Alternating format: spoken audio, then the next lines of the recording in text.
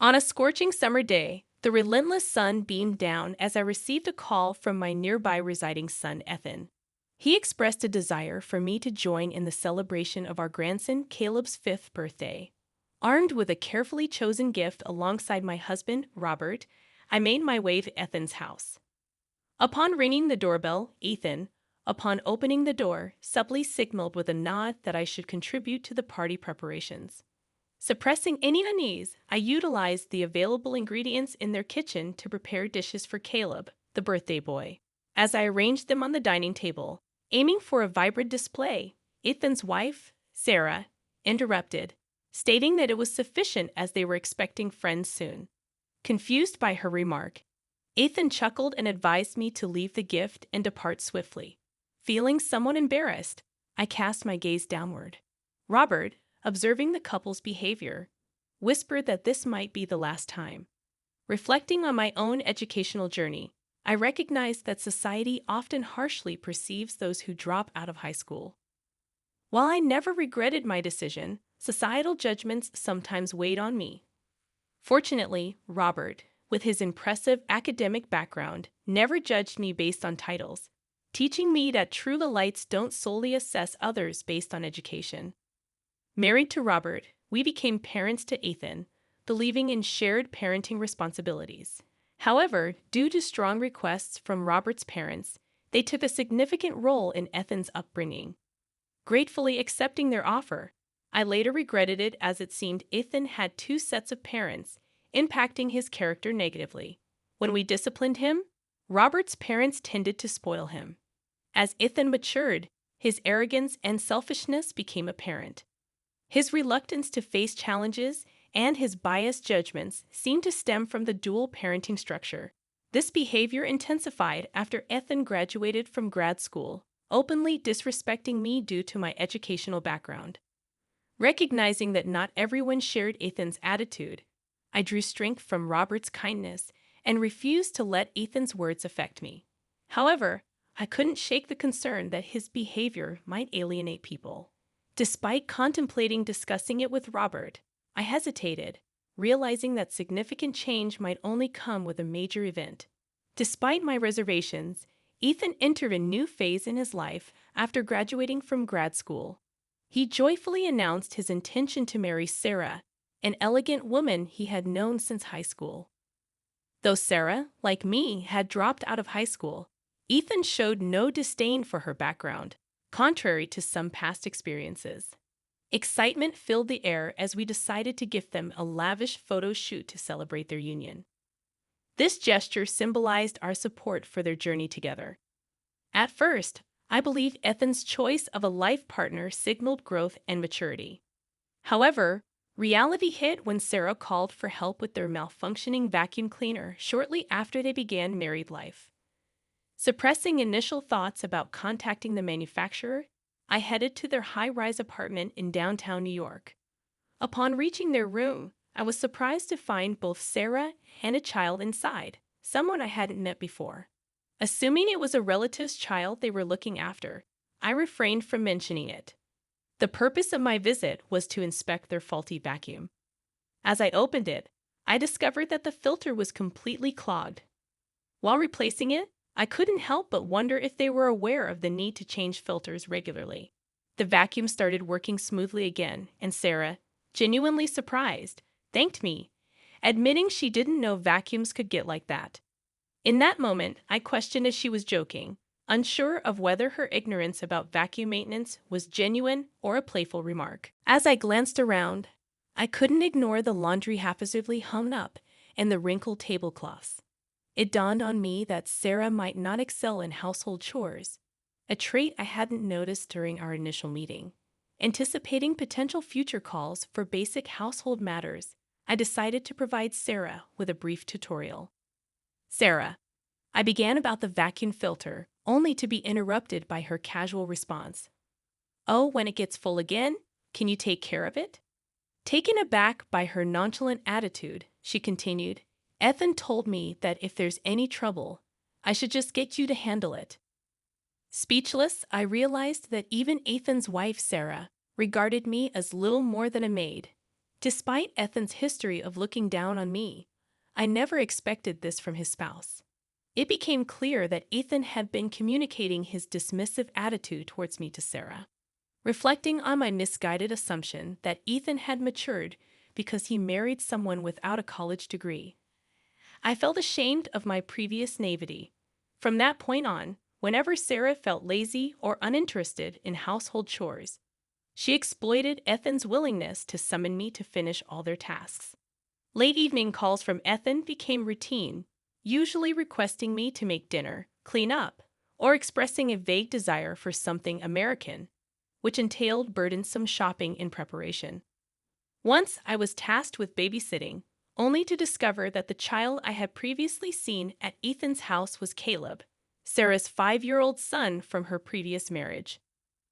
Unaware of this detail during our initial meeting, I refrained from probing into their past and simply followed instructions. While Caleb wasn't demanding during babysitting, the frequency of these calls became the real issue. Despite having my own plans and commitments, I found myself summoned day and night by Ethan and Sarah. Any delay on my part resulted in an earful, gradually leading my life to revolve around their needs, extending beyond household chores shared with Robert. This added responsibility took a toll on me, and sleep alone couldn't alleviate the growing fatigue. Not wanting to burden Robert, who was busy as a company CEO, I attempted home exercises and self-massages, acknowledging my limitations as an amateur. One summer morning, amidst frequent broadcasts warning of smog and heat stroke risks, I felt unwell and spent an extra 30 minutes in bed. Robert, accustomed to my routine, noticed and expressed concern. Although our trust was strong, I hesitated to admit my ailment. Eventually, I turned down his offer to accompany me to the doctor, instead requesting a day of rest without chores. However, even in my weakened state, Ethan's phone continued to ring. Answering with a weary body, I was instructed, as usual, to clean and look after Caleb at Ethan's place. Wanting to uphold my promise to Robert, I informed Ethan about my condition and expressed my inability to come that day. Ethan, dismissing my right to refuse, asserted, "We've got an unavoidable commitment, so you better be here," hanging up before waiting for my response. Despite my fatigue, the thought of leaving little Caleb alone compelled me to push through and head over to Ethan's place.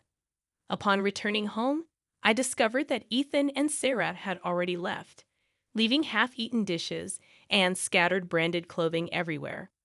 With a weary body, I forced myself to clean up, letting out a sigh. However, as I finished the dishes while keeping an eye on Caleb, I started to feel increasingly nauseous. My vision slowly blurred from the edges, and eventually, I couldn't stand any longer, collapsing in the kitchen.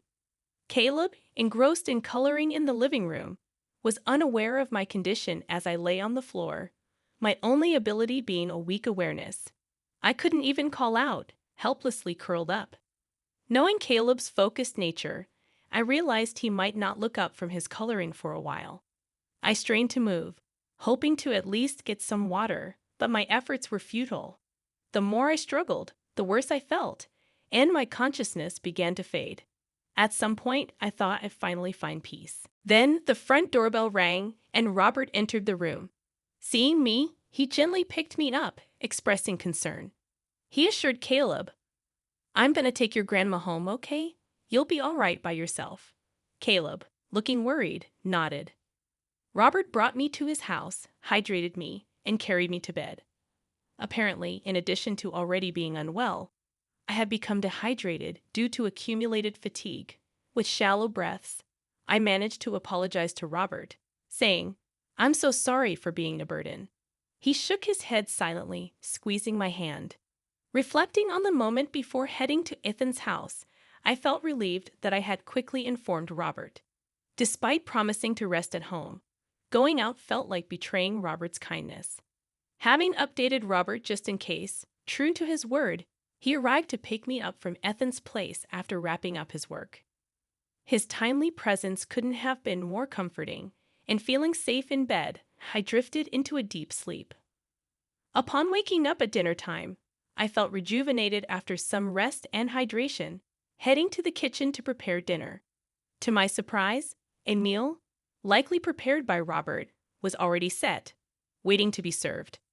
Spotting Robert engrossed in a magazine on the couch, I expressed my gratitude for his thoughtful gesture. Noticing I was up, Robert looked up with concern and asked, "You all right?" I replied with a thankful smile, saying, "Thanks to you, yes. And thank you for preparing dinner." Chuckling, Robert said, "No problem at all." The relaxed atmosphere as we finished dinner on the sofa was heartwarming. As we settled in, Robert broached the topic of Ethan. Feeling that the problem was no longer mine alone, I decided to open up. I explained how Sarah struggled with household chores, and Ethan consistently delegated tasks to me. I shared the challenges of managing my health, especially due to the responsibilities dumped on me, including caring for Caleb, Sarah's son from her previous marriage. As I spoke about my own inadequacies, Robert crossed his arms, putting a hand to his chin in deep thought. Unsure of what was on his mind, I awaited his next reaction, fearing disappointment. However, when he looked at me again, his expression was calm, suggesting that I should stop visiting Ethan's place. From that point on, I received frequent calls from Ethan, but I chose not to respond. Despite feeling sorry for Caleb, I recognized that I wasn't their housekeeper and couldn't overexert myself, especially after causing worry to my dear husband. After a few weeks, a different kind of message arrived. A birthday party invitation for Caleb's once-a-year celebration. After discussing with Robert, we decided to attend and celebrate together. Upon reaching Ethan's place on the day of the party, he immediately instructed me to prepare a lavish meal, a task I anticipated. I looked up easy party recipes online and started making dishes like gratin, potato salad, and vegetable broth soup. As I laid out the colorful spread, Sarah, smiling, mentioned that their friends would be arriving soon, implying that my role was limited to cooking. Despite their worsening attitude, I held back my anger for Caleb's sake. Joining in with Sarah, Ethan chuckled and suggested I drop off the present and leave.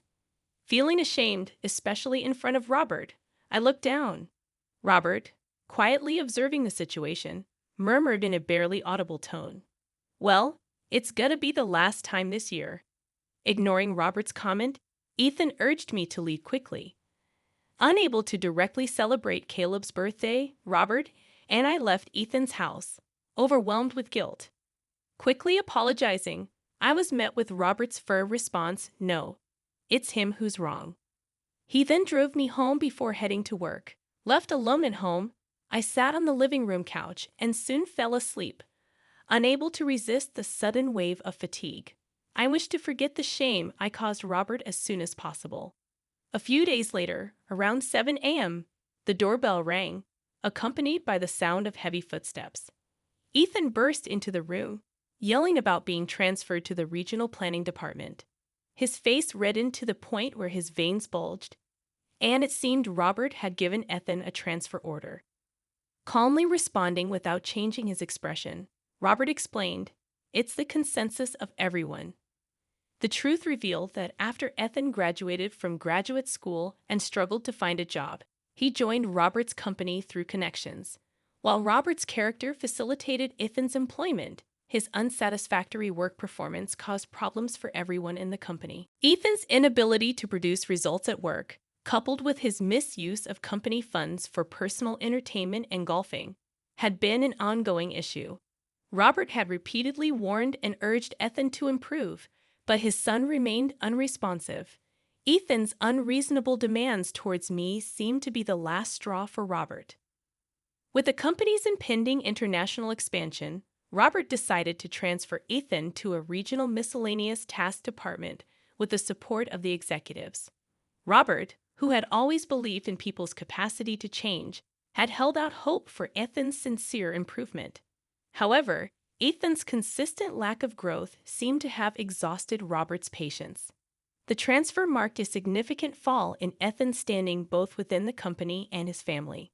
When Robert explained the reason for the transfer and told Ethan that he wouldn't recognize him until he cooled down and repented, Ethan trembled. In a desperate attempt, he warned Robert about not seeing his grandson again, referring to Caleb. However, Robert stood firm, revealing that Caleb wasn't their real grandson, with no blood connection.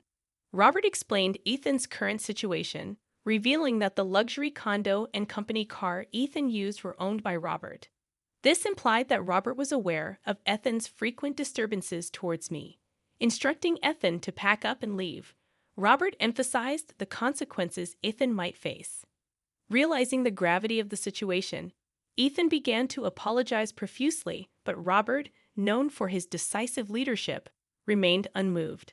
As Ethan limped towards the exit, Robert sternly told him to grow up and not blame the child. Ethan's transfer to Nebraska followed, and a few days later, he called seeking help with credit card payments, revealing Sarah's misuse of his card.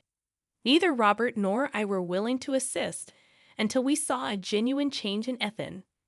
This marked a shift in our approach, choosing not to enable his irresponsible behavior.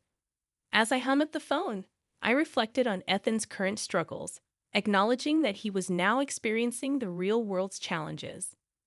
While I felt a bit guilty for putting pressure on Sarah, considering our role in shaping Ethan's character, I believed in the concept of karma. People find happiness through compassion and personal growth, not just through surrounding themselves with luxuries. With my newfound freedom from Ethan's constant summons, I embraced a new hobby, trying out various baking recipes and sharing photos on social media. The positive comments I received boosted my self-esteem, and I felt more fulfilled than before. Meanwhile, with Ethan's transfer, the previously struggling department Robert oversaw regained momentum. The company's rapid growth contributed to Robert's increased recognition in the CEO community. I celebrated Robert's success and held hope that Ethan would one day undergo a sincere change, realizing it was all done out of love. When that day comes, I'm open to cooking a meal for Ethan and his family.